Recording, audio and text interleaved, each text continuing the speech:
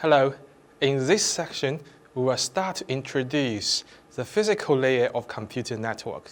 The first concept we will say is some mathematical basis of computer networks. The title of this section is Fourier Analysis in Computer Network.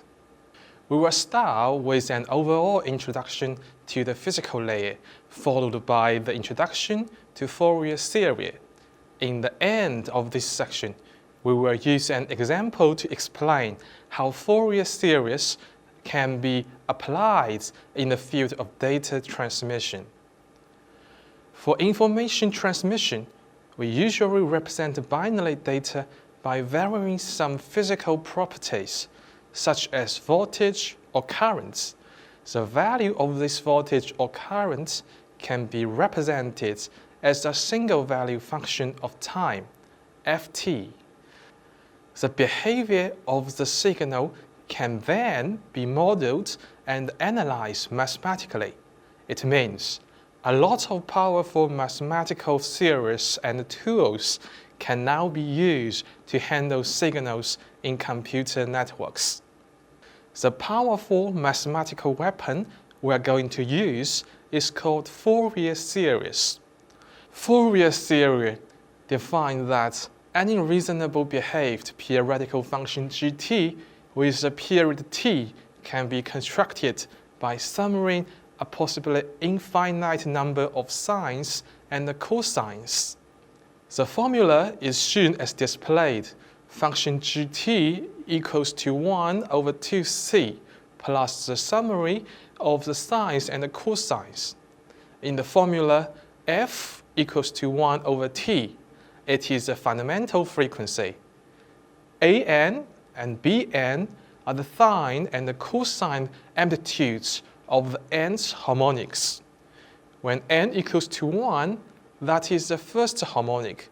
And when n equals to 2, that is the second harmonic, and so on.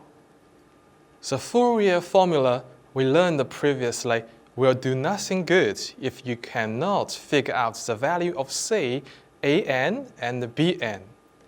Integration can help us to figure out these values. If we multiply sine or cosine on both sides of Fourier formula and then integrate both sides, we will find taking the feature of sine and cosine integration, an and bn can be easily calculated. C can also be derived if we multiply both sine and cosine on both sides and then do integration. We now use an example to demonstrate how Fourier series can be applied to present a binary bit stream. Consider we now need to transfer an 8-bit stream 0110010, which is the ASCII code for B. We are now looking for how to use analog signal to represent this digital data. Applying equations for an and bn we derived previously, we can figure out an and bn for this bit stream. Using the same way, we can calculate the value of c.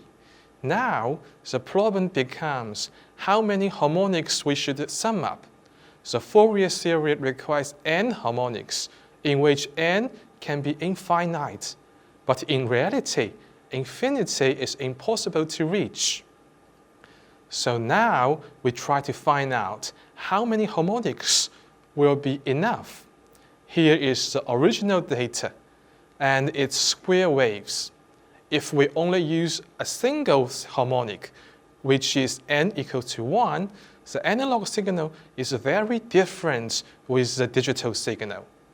When we use 2 harmonics, it gets some better, but still not good enough, as it is difficult to convert this signal back to digital signal. If we use more harmonics, will it even be better? This term, we use 4 harmonics. We can find out now it becomes close to the original digital signal. When 8 harmonics added, now the analog signal we get is very similar to the original signal. In the end of this session, we have 2 questions for you to think about. Question 1, is that true that using more harmonics is better than using just a few harmonics? Question 2, is that possible to generate very high harmonics to present binary signals? Thank you.